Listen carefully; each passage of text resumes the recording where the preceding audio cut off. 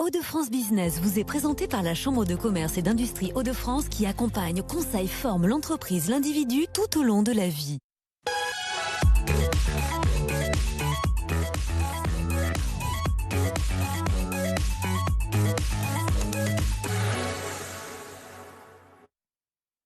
Bonsoir à tous et bienvenue dans votre magazine Hauts-de-France Business, votre magazine consacré aux entreprises des Hauts-de-France. On est de plus en plus nombreux à bannir les produits toxiques de notre maison pour nous protéger bien sûr des substances parfois dangereuses pour la santé mais aussi pour l'environnement. Et justement à Villeneuve-d'Ascq dans la métropole lilloise, une jeune start-up Mutine propose des produits ménagers écologiques. On en parle avec notre invitée ce soir, Rizlen Jougle, cofondatrice. Bonsoir. Bonsoir. Merci beaucoup d'avoir accepté notre invitation et comme chaque semaine, Élodie Souris-Lavergne, chef d'édition du Journal des entreprises, est avec nous bien sûr. Bonsoir Élodie. Bonsoir Marie. Et on commence comme chaque soir avec quelques chiffres concernant Mutine.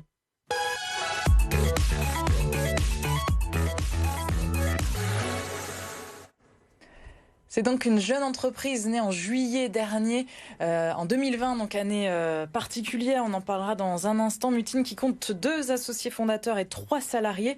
Et vous retrouvez les produits Mutine dans les magasins bio, en vrac ou encore sur Internet. Alors vous êtes chimiste de formation. D'ailleurs, vous avez été formé ici à Lille. Pourquoi avec votre mari, vous avez décidé de vous lancer dans ces produits écologiques pour la maison, pour le ménage ? Alors oui, effectivement, je suis chimiste de formation, native de la région et juste à côté d'ailleurs. Et on a décidé avec mon conjoint de créer Mutine afin de proposer une alternative aux produits conventionnels, aujourd'hui d'entretien, pour proposer des produits écologiques mais efficaces.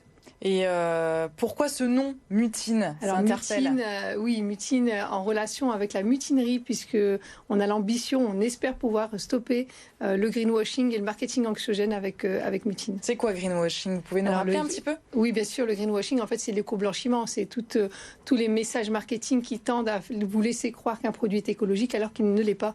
Et malheureusement, aujourd'hui, ça prend énormément d'ampleur dans notre secteur. Proposez quel type de produits ménagers aujourd'hui exactement? Alors, on propose des produits pour couvrir le soin du linge, des lessives, des liquides vaisselle, tablettes lave-vaisselle, des sprays nettoyants, sprays désinfectants et quelques produits qui arriveront pour combler tous les besoins en fait des consommateurs pour nettoyer leur intérieur. Et c'est des produits qui sont conçus en France. Ils sont conçus où exactement? Alors conçus dans nos bureaux puisqu'on est propriétaire de nos formules avec Romain et ils sont produits en France, en Hauts-de-France pour 7 des 9 produits qu'on a aujourd'hui à la gamme et 2 en région Rhône-Alpes.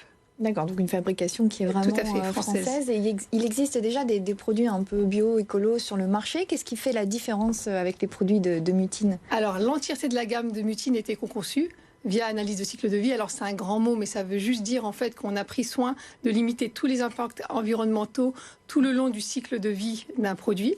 Et ce qui les rend différents, c'est qu'ils ont une efficacité donc à basse température et notamment à froid pour la lessive et les liquides vaisselle pour permettre aux consommateurs qui l'utilisent de diminuer leur impact sur le réchauffement climatique. C'est quoi la composition alors pour qu'il y ait une efficacité justement à basse température? Qu'est-ce qui les rend Alors on a utilisé toutes les innovations qui existent dans la chimie du végétal et notamment les enzymes. Les enzymes, c'est extraordinaire, c'est des petites matières premières qui permettent en fait une efficacité dès 20 degrés.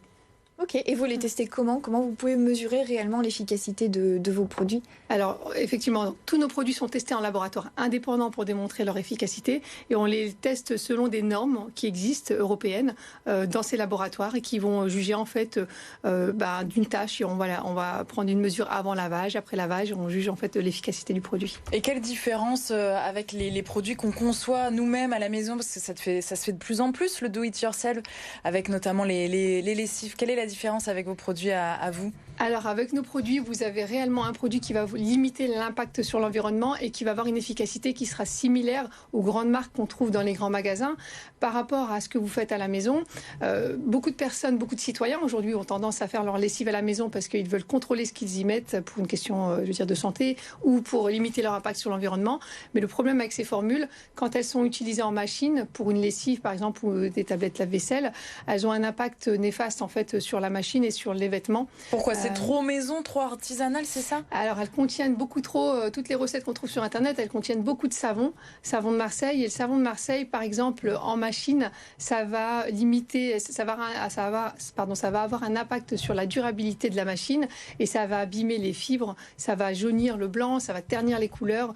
Donc, c'est pas sans impact, en fait, sur l'électroménager et sur les vêtements. Donc, le produit maison, c'est pas toujours aussi écolo que ça en a l'air. C'est ça, effectivement. On parlait aussi du greenwashing tout à l'heure. Est-ce qu'une petite entreprise peut vraiment faire bouger les lignes en la matière? Eh bien, écoutez, c'est difficile. On essaie parce qu'on utilise notre marketing comme outil en fait de pédagogie pour accompagner ce qu'on appelle chez nous les consommateurs, parce qu'ils sont acteurs du changement également. Mais c'est pas facile parce qu'il faut avoir une certaine visibilité pour passer ces messages. Bon, en tout cas, on continue, on y croit fortement. Et vous constatez un changement des mentalités, justement, notamment dans la région.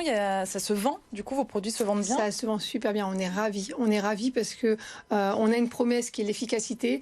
Et aujourd'hui, on a beaucoup de ventes qui se font par bouche à oreille puisqu'on atteint cette promesse de l'efficacité. Ouais. Et en termes de prix, vous vous situez comment alors Alors sur le prix, on a vraiment voulu avoir un prix qu'on appelle éthique. Par exemple, sur la lessive, on a 40 centimes par lavage, là où une grande marque nationale avec les petites pods est à 50 centimes par lavage. C'est vachement important en fait d'avoir un produit qui est accessible pour tout le monde, puisque pour limiter nos impacts sur l'environnement, il faut qu'on soit plusieurs à avoir les bons gestes. Donc vous avez peut-être une rentabilité un peu plus faible que... Tout à fait, parce qu'on a utilisé ces fameuses technologies qui ont un certain coût, et donc sur la rentabilité, on n'a pas des rentabilités qu'aujourd'hui peuvent avoir d'autres marques. Vous êtes lancé donc en juillet dernier avec quelques semaines de retard, c'est ça le Covid est venu freiner un petit peu? C'est ça, on s'est lancé avec quelques mois de retard à cause du Covid. Ça a été l'ascenseur émotionnel parce qu'il a fallu faire produire nos produits en plein confinement, ce qui n'a pas été facile, mais voilà, on n'a pas lâché. Et on s'est lancé en juin 2020. Effectivement. Et la commercialisation démarre comment? C'est bien accueilli? Ça va aussi vite que vous le pensiez? Alors, elle démarre super bien. On a été ralenti parce que on a développé Mutine pour être commercialisé dans les points physiques, dans les magasins bio. Et avec les multiples confinements, on pensait qu'il allait en avoir qu'un quand même. Avec les multiples confinements, ça a ralenti en fait toutes nos démarches pour se faire référencer. Aujourd'hui, on est déjà dans plus de 75 points de vente. Pas plus tard que cet après-midi, on a signé un accord avec un groupement de magasins bio qui représente 180 magasins en France. Donc ça va également nous permettre d'atteindre encore plus les Français et de mailler le territoire. Mais oui, je vous mentirais si je vous disais que ça ne nous avait pas ralenti. Bon, en attendant, c'est super bien accueilli et on a un chiffre d'affaires qui est vraiment satisfaisant. Vous êtes en magasin bio, donc de vrac est vendu aussi sur votre site internet. Qu'est-ce qui fonctionne le mieux et vers quoi? Qu'est-ce que vous allez développer le plus à l'avenir? On a vraiment développé pour être vendu en magasin. Donc c'est vraiment ce qu'on veut développer. Pourquoi le magasin? Pourquoi c'est un plus d'être en physique? Parce que c'est encore là que se font le plus de ventes. Sur Internet, ça représente 8% avec des mastodontes de la vente en ligne que vous connaissez, que je ne vais pas citer. Et donc, c'est assez limité. Donc, aujourd'hui, on utilise notre site Internet pour faire du drive-to-store, pour envoyer les clients vers les magasins où on commercialise nos produits. Et vous n'êtes pas en grande surface et ça, c'est volontaire, en fait. C'est ça, on n'est pas en grande surface, c'est volontaire, puisque aujourd'hui, le marché est quand même occupé par des mastodontes qui représentent 60% du marché, avec des budgets marketing qui sont juste extraordinaire. On ne peut pas lutter contre eux en rayon, on ne sera pas visible. Les magasins bio, les magasins physiques, c'est aussi des magasins où on a des consommateurs qui s'intéressent un peu plus à ce qu'il y a derrière les marques et qui prennent le temps en fait de découvrir les marques et c'est pour ça que c'est vraiment ce place to be pour nous. Et on vous demande d'autres produits à développer là à court terme. Il y a des demandes particulières, nettoyant pour le sol. C'est ça. En effet, on nous demande gel WC, nettoyant pour le sol, des poudres détachantes. Donc c'est des choses sur lesquelles on travaille et qu'on espère sortir avant septembre. Et il y a des produits vers lesquels vous ne pourriez jamais aller, au contraire Oui, par exemple les lingettes. Ça tombe sous le sens, voilà. Les assouplissants, pareil. Tous les produits dont on ne peut pas justifier en fait la raison d'être et qui sont là juste pour créer de la sursegmentation, on les fera jamais. Et vos projets de développement de manière globale, donc vous êtes en France, vous pourriez aller à l'international aussi éventuellement? Oui, alors on va s'occuper de mailler la France et une fois qu'on aura maillé la France, on ira dans les territoires frontaliers. Et des perspectives d'embauche aussi ici à Villeneuve-d'Ascq ou pas, parce que vous êtes 5. Quels sont les métiers de ces 3 autres personnes du coup? Principalement dans la communication et la direction artistique. Et c'est vraiment des métiers où on souhaiterait embaucher à 3 ans. On a un plan d'embauche pour 5 personnes. Et un chiffre d'affaires prévisionnel peut-être Sur 3 ans également, 1 million. Très bien, merci beaucoup Rislaine Jougleux d'avoir été à notre invitée ce soir dans notre magazine économique. Restez avec nous. Merci. On continue avec l'actualité du journal des entreprises.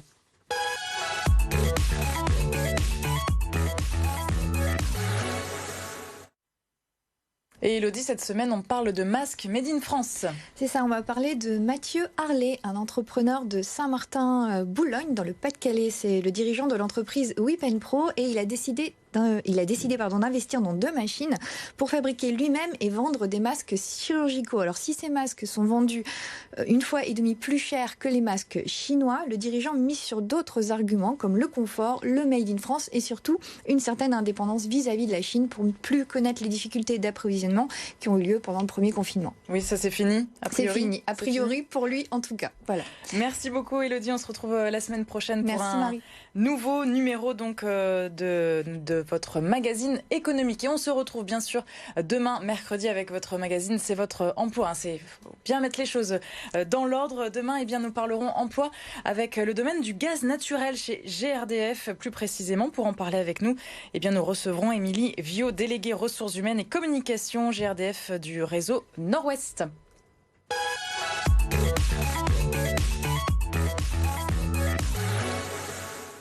Hauts-de-France Business vous a été présenté par la Chambre de commerce et d'industrie Hauts-de-France qui accompagne, conseille, forme l'entreprise, l'individu tout au long de la vie.